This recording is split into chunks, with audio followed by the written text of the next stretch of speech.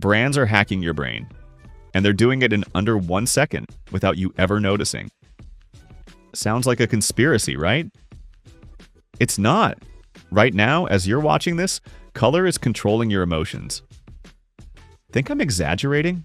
Red makes you hungry. Blue makes you trust. Green makes you think something's healthy, even when it's absolute junk.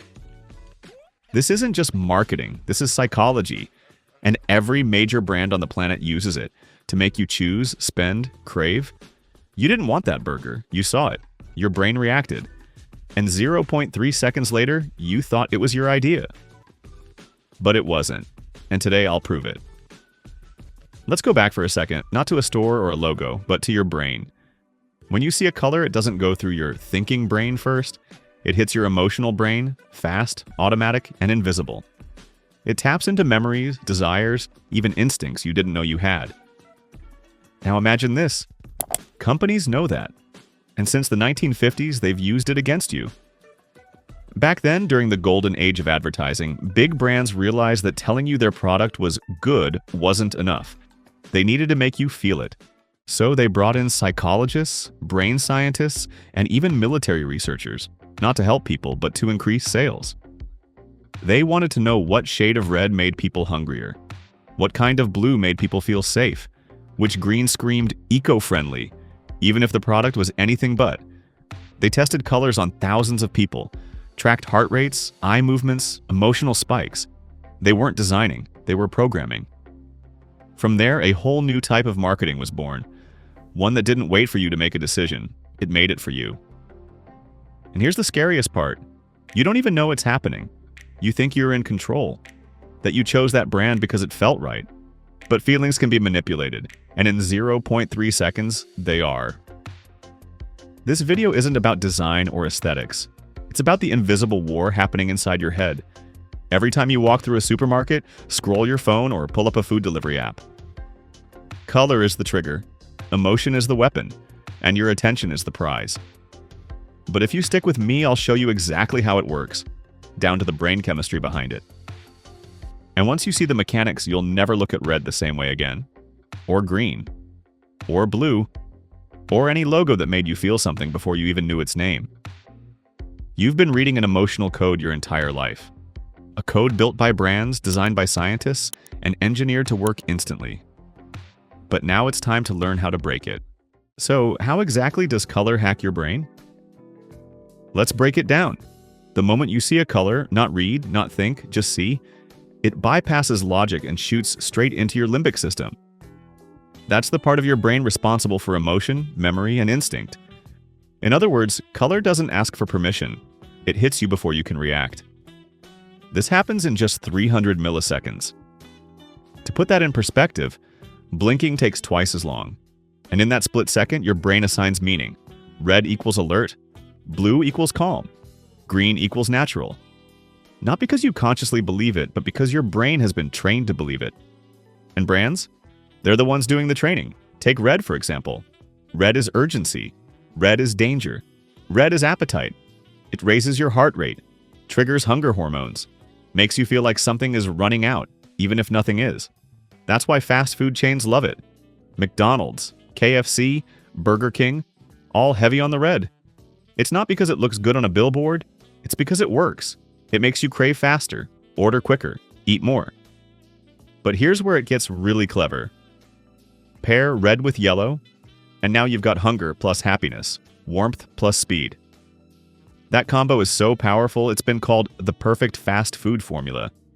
And once your brain links that feeling with a logo, you're hooked, literally.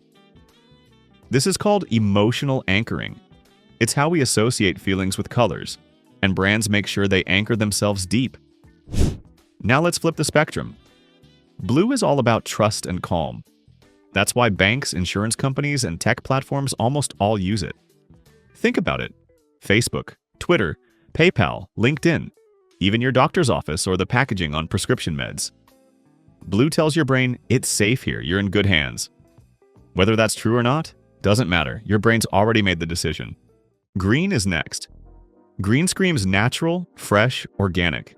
It makes you think of forests, plants, and health. So what happens when junk food brands want to seem healthier than they are? they go green. Suddenly, your granola bar in shiny plastic feels clean. Your sugar drink with a leaf logo seems wholesome. Your fast fashion label rebrands with earthy tones. And just like that, you feel better buying it. It's color washing. It's branding as manipulation, not identity. And it goes deeper. Purple is royalty and mystery, which is why luxury brands like Cadbury or Hallmark bathe in it. Black is sleek, modern, powerful, perfect for tech or luxury clothing. Orange is playful and energetic, used by brands that want to feel young and bold. Even white space or lack of color communicates something. Minimalism, simplicity, honesty. But here's the key. These meanings aren't universal. They're engineered, trained into you over years of exposure. Your brain learned to link emotion to color because companies made sure of it. In fact, studies show that up to 90% of snap judgments about products are based on color alone. That's not taste. That's not quality. That's raw, subconscious influence. And it's everywhere. From your grocery aisle to your dating apps, from the pharmacy to political campaigns. Color shapes what you feel, so they can shape what you do. So the next time you feel that urge, pause. Ask yourself, did I really want this? Or did a color just make that decision for me?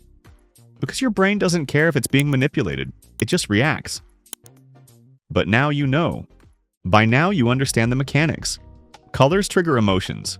Emotions influence choices, and brands use that loop to sell. But what happens when color isn't just used to suggest, but to deceive? Let's talk about greenwashing. Ever picked up a product with soft green packaging and leafy graphics and thought, this must be healthy? Turns out millions do, and that's exactly the point. Take a soda brand. They swap the red can for green. Add the word natural and a tiny leaf. Nothing about the sugar, chemicals, or process changes, just the color. Sales go up. Why? Because your brain sees green and assumes health. Nature, clean. Even if the drink is anything but. This isn't a mistake. This is strategy. It's called color deception. When the emotion a brand promises doesn't match the truth of the product. And it's everywhere. Another classic? Red clearance tags in retail. Stores flood shelves with final sale labels in bold red. It's loud, it's urgent. It screams, act now. But behind the scenes, many of those prices haven't changed at all. They're psychological traps, banking on the fact that your brain sees red and panics into purchase. Fast fashion does this too. Conscious collections, eco lines, recycled materials, always bathed in earth tones, soft beiges, muted greens. And yet most of these lines are produced in the same factories, under the same conditions, using barely any recycled input. The truth? It doesn't matter if it's real. What matters is how it feels. And feeling is color. Even the pharmaceutical industry plays the game. Studies show people believe blue pills are more calming. Red pills feel more energizing. Yellow pills feel cheaper. So drug companies tailor their packaging, not to fit the science, but to fit your expectations. It works, every time. But here's the darkest part. When that emotional promise is broken, when you buy something that felt good but turns out to be a lie, most people don't blame the brand. They blame themselves. I guess it just didn't work for me. Maybe I picked the wrong one. Next time, I'll choose better. Brands know this, and they rely on it. It's not just color manipulation anymore, it's emotional gaslighting. And it goes even deeper when you realize there are professionals. Color consultants, behavioral economists, neuromarketing firms, whose entire job is to weaponize these tricks. They test dozens of shades of green to find the one that feels just healthy enough to convince you. They run eye tracking tests to figure out which color combination keeps you scrolling longer on an app. They A/B test notification icons to know exactly what shade of red triggers the most taps. This is not accidental. This is a system. A silent architecture built to steer you, trigger you, and profit from your instincts. And the worst part? It works because it's invisible. We don't question color and we feel it. That's what makes it the perfect lie. So ask yourself, are the things you trust actually trustworthy? Or are they just the right shade of blue? So now you know. Color isn't just part of the message. It is the message. It drives emotion, creates false trust, and sells you things you didn't know you wanted. But this video isn't just about pulling the curtain back. It's about giving you control. Because once you see the color code, you can't unsee it. And that's where the power shifts. Back to you. Let's talk about how to break the cycle. The first step is awareness. Next time you feel a sudden urge to buy, stop and ask yourself, what emotion am I feeling right now? And who benefits from that feeling?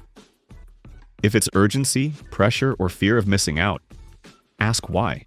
If it's calm, comfort, or trust, ask if it's earned or just suggested by color.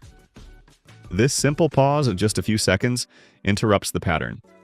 It gives your logical brain time to catch up to your emotional one. Second, try a color detox.